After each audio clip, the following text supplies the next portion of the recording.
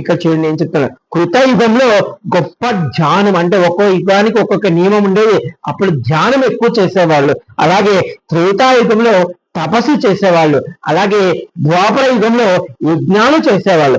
కానీ కలియుగంలో గంగా నది తీరమున నివాసం ఉంటే చాలదు. అంటే ఆ 4 యుగాల్లో మనం చేయడం చాలా కష్టం. కానీ ఈ కలియుగంలో కాశీ అంటే గంగా వాసం దగ్గర ఉండగలిగితే అంత గొప్పదని చెప్తున్నాడు. కాశీఖండం 27వ అధ్యాయంలో మళ్ళా 184 శ్లోకాల్లో 13వ శ్లోకంలో చెప్తున్నాడు. ఇక్కడ చూడండి, చాలా చక్కగా పట్టుకోండి.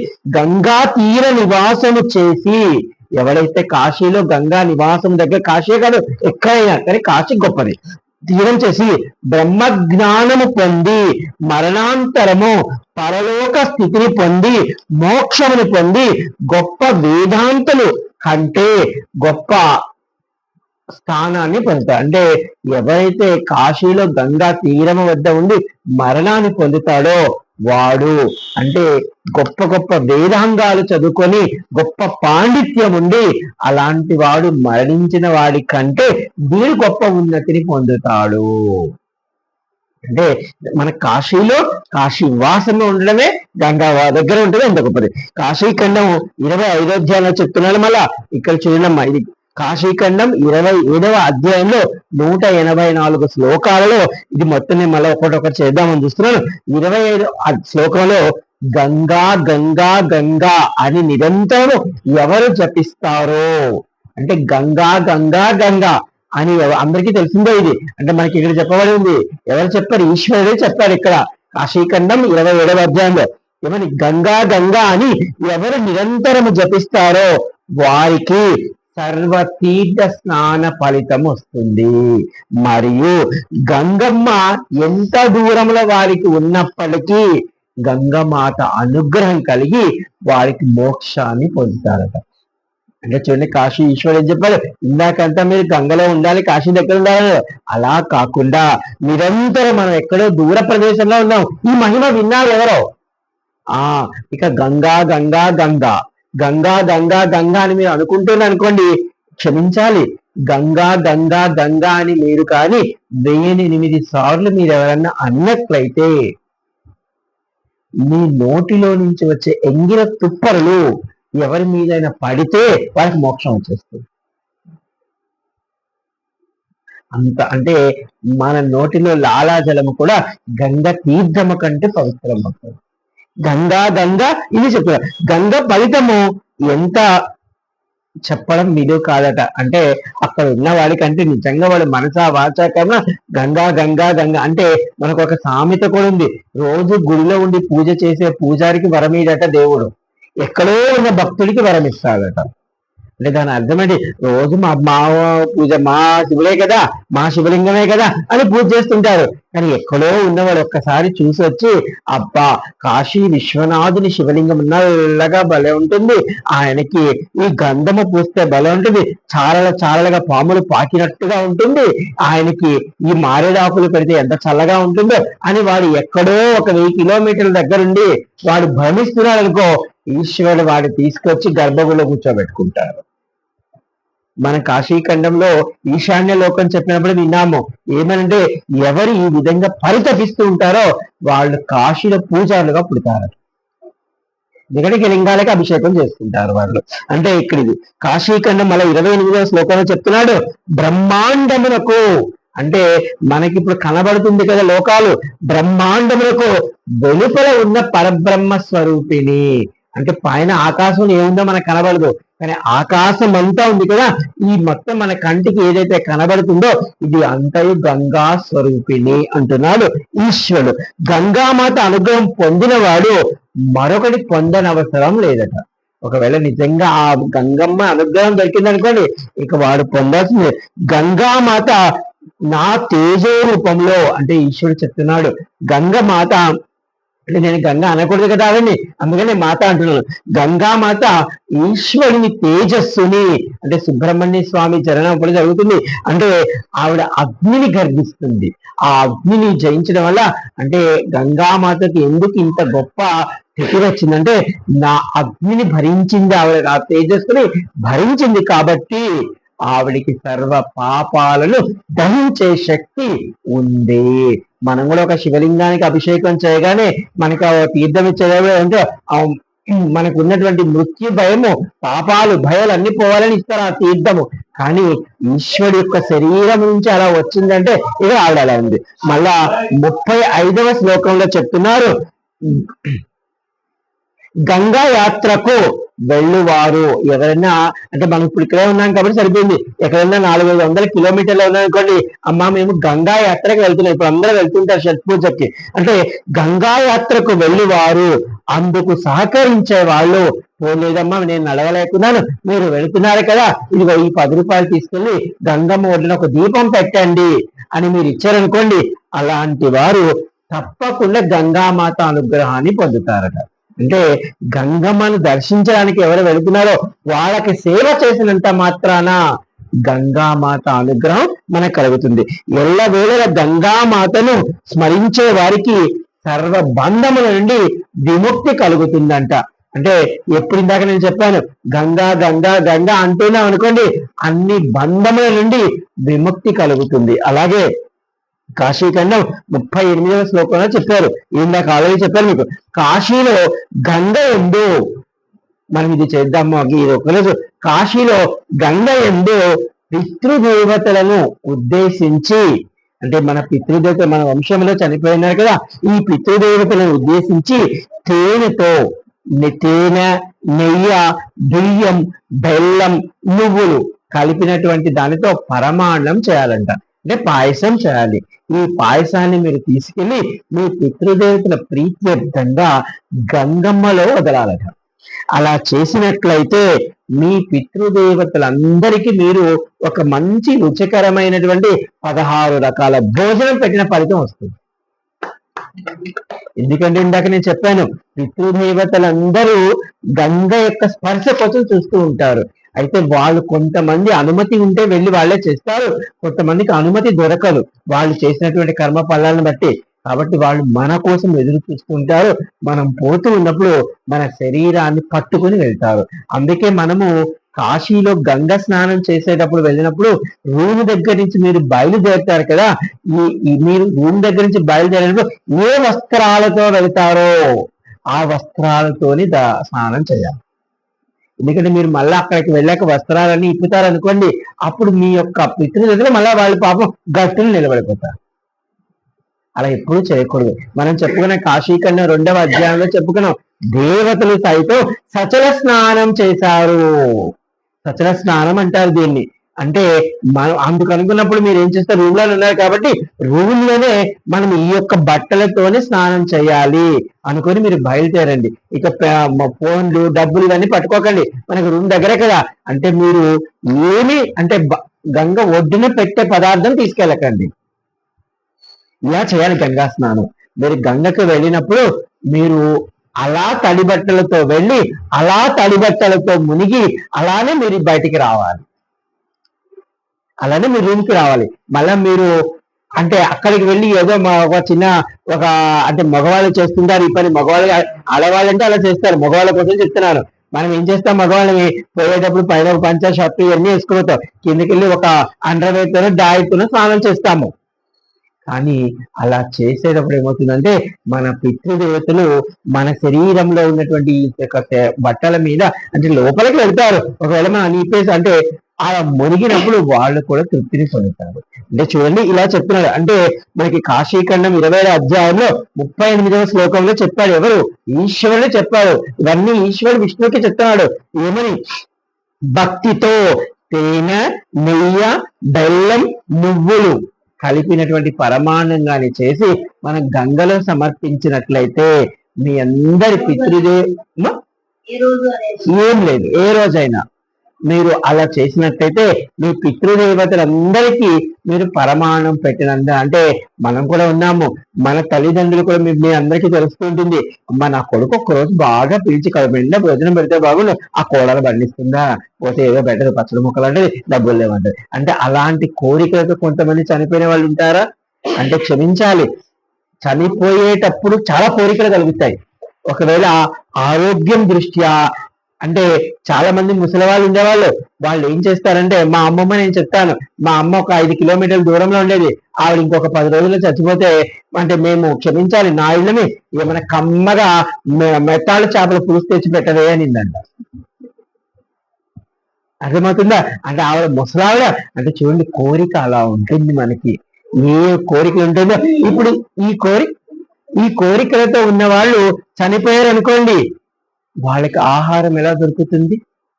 అందుకని మనం ఇలా చేసినట్లయితే వాళ్ళ కోరికలన్నీ తీరి అలా వెళ్ళిపోతాం. మనకి దత్తాత్రేయ చరిత్రలో, గురు చరిత్రలో వస్తుంది.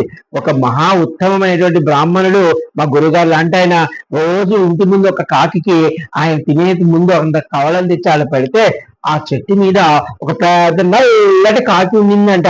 ఆ కాకి రోజు ఆ మెతుకులు తింటూ తింటూ ఆ కాకి మంచి, అంటే అదొక బ్రహ్మ రాక్షసి. ఆ బ్రహ్మ రాక్షసి కాకి రూపం ఎత్తింది అక్కడ. ఆ బ్రహ్మ రాక్షసుడు అలా రూపం ఎత్తి ఈ రోజు ఈయన పెట్టిన నైవేద్యం తినడం వల్ల ఆ బ్రహ్మ రాక్షత్వం పోయి ఆయనకి స్వర్గ ప్రాప్తి కలిగింది. అంటే చూడండి, ఇక్కడ క్షమించాలి అంటే దీన్ని మీరు అర్థం చేసుకోవాలంటే ఆ బ్రహ్మ రాక్షసుడికి ఉన్నటువంటి కర్మ మొత్తము ఎలా పోయిందంటే ఈయన పెట్టిన నైవేద్యము తిన్నందువలన. అర్థమైందా? ఇది తినలేదు అనుకోండి, అది ఇంకెన్ని రోజులు ఉంటుంది, 20 సంవత్సరాలు ఆ బ్రహ్మరాక్షసికి అలాగే పడి ఉంటుంది. అలాగా మన వంశంలో చనిపోయినందరి వాళ్ళు కూడా ఏదో నా చేత్తో తినాలని కొంతమంది ఉంటారు కదా, ఆ మనవడి చేత్తో తినాలను, అయితే మనవడిని కొంతమంది ముసలి వాళ్ళు. కానీ చాలా మంది ఈ పిల్లలు కూడా తప్పులు చేస్తున్నారు. నేను అదే చెప్తాను చాలా మందికి, అమ్మా నాన్ని తప్పకుండా ఒక 3 నెలలు వెళ్ళి చూసిరండి. ఇప్పుడు ఏదో ఉద్యోగాల దృష్ట్యా ఎక్కడో ఉంటారు, మీరు ఉండండి. ఏదో ఒక పండగ వస్తుంది, పబ్బం వస్తుంది, ఒక 4 రోజులు సెలవు పెట్టుకోండి. ఎప్పుడూ డబ్బులు, ఉద్యోగం, జీతం అంటే ఎట్ట? ఒక 4 రోజులు వెళ్ళాలి, వాళ్ళని కూడా తృప్తిపరచాలి. కానీ చాలా మంది క్షమించాలి, చనిపోయిన తర్వాత మా పిల్లలకి పెళ్లి కావట్లేదండి, మా పిల్లలకు ఉద్యోగాలు రావట్లేదండి, మాకు ఏదో అప్పుల బాధలు ఎక్కువైపోయిందండి, మాకు ఏది పట్టుకునేది అవుతుంది అని అప్పుడు ఏడిచి అప్పుడు మళ్ళీ ఏదో పిల్లదానాలు చేస్తామంటారు. అలా ఇప్పుడు చాలా మంది చేసేవాళ్ళు ఉన్నారు.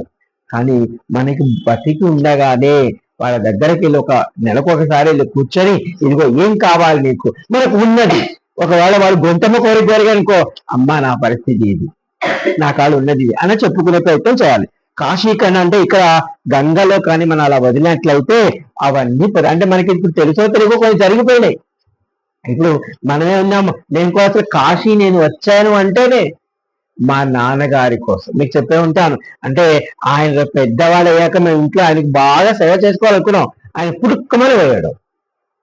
అయ్యో నేను అనుకున్నాను, మా తండ్రి రుణం తీర్చుకోలేకపోతానేమో, రేపు నేను పోతే ఆ రుణం మిగిలిపోతుందేమో, ఆ రుణం తీర్చుకోవాలి నేను అని కాశీ వచ్చి పిండదానం చేయడం మొదలు పెట్టాను. నిజంగా మా నాన్నగారు జీవించి ఉన్నప్పుడు పాపం ఆయనకి చదువు రాదు, నేను చదువుకుంటానంటే నాకేం తెలుసురా అనేవాడు అనమాట. అలాంటి ఆయన చనిపోయిన తరువాత ఈ స్థాయికి నన్ను తీసుకొచ్చింది ఆయనే. ఎందుకంటే నాకు కాశీ పరిచయం చేసింది ఆయన, కాశీలో కొన్ని తత్వాలు తెలిసేలా చేసింది ఆయన, భగవంతుడి దర్శనం చేయించింది ఆయన, మీ అందరినీ ఈ రోజు ఇలా కూర్చోబెట్టి చెప్పే స్థితిని ఇచ్చింది కూడా. అంటే క్షమించాలి, బతికి ఉన్నప్పుడు కొంతమంది చేస్తారు, చనిపోయి కూడా ఆయన అంటే నాకు భగవంతుడికి మధ్య ఆయన రూపం ఉంటుంది. ఇప్పుడు దివ్య రూపంగా వారి ఆత్మ ఉంటుంది.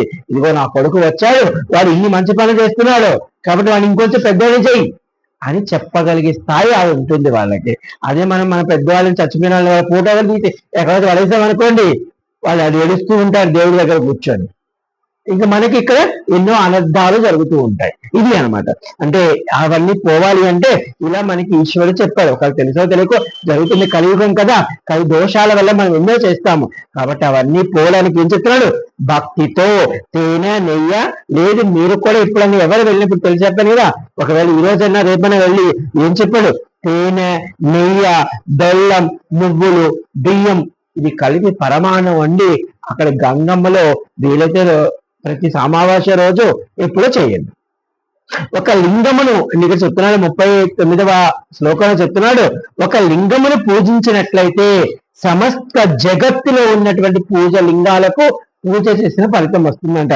అయితే ఒక లింగమును గంగ ఒడ్డున పూజ చేసి గంగలో నిమజ్జనం చేసినట్లయితే వాడికి అనంత లింగ ప్రతిష్టా పూజా ఫలితం వస్తుందట. ఇది మన అమ్మా. అంటే మనము ఒకవేళ బయట ఎక్కడో చేసేదానికన్నా మనము అంటే ఒక లింగ ప్రతిష్ట కానీ లేదా ఒక గుడి మనం కట్టాలంటే ఒక పెద్ద పండితుడు చెప్పారు నాకు, గుడి కట్టడము గుడి ప్రతిష్ట చేయకు చంద్రశేఖర్, ఎందుకంటే మన తర్వాత దాన్ని ఆ యొక్క పోషణ చేయాలి. మన తరాల తర్వాత ఇప్పుడు మనల్నే పట్టించుకోవట్లేదు, ఇంకా మనం కట్టిన గుడి ఏం పట్టించుకుంటారు మన పిల్లలు, అర్థమైందా? కానీ అందుకని మనం ఏం చేయాలంటే కాశీలో గంగమ్మ ఒడ్డు దగ్గర, ఇది కార్తీక మాసం, ప్రతిరోజు ఈ పని చేయండి. మీరు గంగమ్మ దగ్గరికి వెళ్ళి, గంగమ్మ ఎంతో మట్టి తెచ్చి బయట పెట్టింది ఇప్పుడు మనకి, ఆ మట్టితోనే ఒక శివలింగం చేసుకోండి. మీకు వచ్చినటువంటి నామము ఒక్క 4 సార్లు ఓం నమ శివాయ, ఓం నమ శివాయ, ఓం కాశీ విశ్వనాథాయ అని మీరు అనుకొని ఏదో ఒక పువ్వు వేసి లేదా ఆ గంగమ్మ నీళ్ళే పోసి మళ్ళా ఆ యొక్క శివలింగాన్ని మీరు తీసుకెళ్లి గంగలో కానీ మీరు నిమజ్జనం చేసినట్లయితే, ఇది నేను చెప్పలేదు, ఈశ్వరుడు చెప్తున్నాడు, ఏమని, అనంత కోటి లింగ ప్రతిష్ట పూజా ఫలితము మీ ఖాతాలోకి వెళ్ళిపోతుంది. అందుకే కాశీలో ఎన్నో సూక్ష్మ రహస్యాల్లో ఇది ఒక రహస్యం. అంటే మళ్ళా 40వ అధ్యాయంలో ప్రతి నిత్యము గంగా స్నానం చేసి లింగార్చన ఎవరు చేస్తారో వారు ఈ జన్మలోనే తప్పకుండా మోక్షాన్ని పొందుతారు. ఒకవేళ కాశీలో పుట్టుకతో ఇప్పుడు చూడండి, మనకి తెలుసో తెలియకో మీరు కాశీలో చాలా మంది ఈ బోట్ల వాళ్ళు ఉంటారు, వాళ్ళు వెళ్తారు, అక్కడ మునుగుతారు, అక్కడ ఒక చెంబు నీళ్ళు వేస్తారు, అక్కడ ఒక లింగం మీద పోస్తారు. వాళ్ళు ఏంటో అది అలవాటుగా చేస్తారు, చాలా మంది ఉన్నారు. వాళ్ళకి తెలిసి ఎవరు చేయరు, తెలియకుండా కొంతమంది మా నాన్నగారు ఇలాగే చేస్తారు, మా బామ్మ చేస్తారు, చేసేవాళ్ళు నేను అడిగాను అంటే, అలా చేసినంత మాత్రానే వాళ్ళకి ఈ జన్మలో మోక్షం వస్తుంది. అంటే మన 41వ శ్లోకం, ఎవరు గంగా స్నానము సంకల్పానికి బయలుదేరుతారో, ఇప్పుడు చెప్పారు మీరు సంకల్పానికి బయలుదేరుతారో సమస్త పితృదేవతలు సంతోషిస్తారంట. మా మల్లేశ్వరి వెళ్తుంది, వాళ్ళ ఆయన గారు, వాళ్ళ మామ, వాళ్ళ అత్తగారు, వాళ్ళందరూ వచ్చేస్తారు అక్కడికి. అలా వాళ్ళందరూ వాళ్ళ యొక్క తెలుసో తెలియక చేసినవన్నీ పోతాయట గంగా స్నానం. అలాగే 49వ శ్లోకంలో గంగా తీరమందు శివలింగ పూజ వలన, అంటే మీరు గంగలో వెళ్ళి ఆ తీరమందు ఒక్కరోజు మీరు ఒక లింగాన్ని పెట్టి పూజ చేస్తేనట ఎవరు ఆ జన్మాంతము అగ్నిహోత్రముగా జీవిస్తారో, అంటే ధర్మముగా జీవిస్తారో. అంటే మనకి మహాభారతంలో ద్రౌపది ఎప్పుడు ఆవిడ అగ్నిహోత్రముగా ఉండేదని విన్నాను. అంటే ఆవిడ మీద అనుకుంటారు 5 మంది భర్తలను చేసుకుంది కాబట్టి ఆమె దాని మీద తప్పుగా పడతారు. ఆవిడ ఒక్కొక్క భర్త నుంచి ఒక్కొక్క భర్తకి వెళ్ళేదాన్ని అగ్ని ప్రవేశం చేసి తన శరీరాన్ని పవిత్రం చేసుకొని తన ధర్మముతోనే వెళ్తుంది అక్కడ, అంటే మరో జన్మగా దాన్ని స్వీకరిస్తుంది. ఇది అనమాట. అంటే ఇలా అంత అగ్నిహోత్రముగా ఎవరైతే జీవించి వారు ఎంత పుణ్యాన్ని పెట్టుకుంటారో, మీరు కాశీలో ఉన్నటువంటి గంగ దగ్గర ఒక లింగాన్ని మీరు ప్రతిష్ఠించి, అంటే లింగం అంటే ఇది రాయి కాదు, మట్టిది పెట్టి మీరు అలా చేస్తే, మీరు కాశీలో వచ్చిన వాళ్ళందరూ ఒక పని చేయొచ్చు, అంత లింగం తీసుకొని బోట్లలో వెళ్ళి మీరు మధ్యలో గంగమ్మ మధ్యలో వదిలేనుకోండి, మీరు కొన్ని వేల కోట్ల శివలింగాలు ప్రతిష్ట, ప్రతి నిత్యము పూజ, గంగ అభిషేకంతో పూజ. అది ఎందుకంటే మీరు ఎక్కడ బయట పెట్టారనుకోండి, మరి చాలా మంది ఏం చేస్తున్నారు, ఈ పంచకోశలోనే ఎక్కడ పెడుతున్నారు, వాటికి అన్నిటికీ ఒక పెట్టిన రోజు మంచి అలంకరణ పూజ ఉంది, 2వ రోజు దాని ముఖాన్ని నీళ్ళు పోసేవాళ్ళు కూడా లేదు. అలా దేవుడు నైవేద్యము ధూపదీపం లేకపోతే ఎంత పాపం వెనక్కి వస్తుందో తెలియట్లేదు. అంటే ఈ పాపాన్ని పోగొట్టుకోవడమే అది. కానీ అదంతా మనం చేయడం కన్నా మనం గంగలో వదిలేమనుకో, నిరంతరము గంగా అభిషేకం జరుగుతూ ఉంది ఆయనకి, ఇంతకంటే మహాపుణ్యం ఎక్కడుంది? ఇది మహాపుణ్యం. అంటే ఈ సూక్ష్మం మోక్షం అన్నమాట చేయవచ్చు, తెలిసి కానీ తెలియక కానీ. ఇక్కడ చూడండి, మన హిందువులే కాదు, వేరే అన్య మతస్థులు కూడా ఉన్నారు. అంటే ఇక్కడ చూడండి, తెలిసి కానీ తెలియక కానీ వ్యాపారస్తులు, అంటే వ్యాపారం అంటే వాళ్ళు లాభం కోసం వచ్చేవాళ్ళు, అలాంటి వారు కూడా గంగా స్నానము చేసినట్లయితే వారికి స్వర్గ ప్రాప్తి కలుగుతుందట.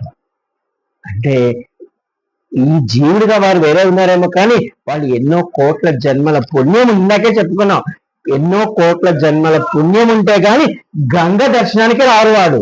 అటువంటిది అక్కడ ఈశ్వరు గారు చెప్పారు, నా గొప్ప అనుగ్రహము. అంటే మీరు ఈ విధంగా, అంటే తెలిసి కానీ తెలియక కానీ గంగా స్నానం చేసామనుకోండి, మనకి పాపాలన్నీ పోతాయి. అయిష్టముగా కానీ వీలు లేక కానీ, అంటే నాకు స్నానం చేయడం ఇష్టం లేదండి అని అనేవాళ్ళు కానీ, లేదో కొంతమంది బలవంతంగా తీసుకెళ్లి ముంచినా కానీ, అటువంటి వారికి కూడా సమస్త పాపముల నుండి వాళ్ళకి నిష్క్రమణ లభిస్తుంది. ఇది మన గంగామాత ఇప్పుడు కాశీఖండం 25వ అధ్యాయంలో 184 శ్లోకాలలో ఒక 40 శ్లోకాలు చెప్పానండి. మిగతావి రేపు చెప్పుకునే ప్రయత్నం చేద్దాము. మనకి కాశీఖండంలో 4 అధ్యాయాలలో ఉంది ఈ యొక్క గంగా మహత్యం, చాలా గొప్పది. కాబట్టి జై కాశీ విశ్వనాథ్, జై కాశీ విశ్వనాథ్.